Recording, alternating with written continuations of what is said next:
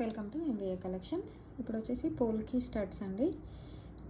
మీకు మేకింగ్ వచ్చి raw material కావాలి అంటే మన దగ్గర ఉంటుందండి. వచ్చి కొంచెం పెద్ద స్టడ్ అండి.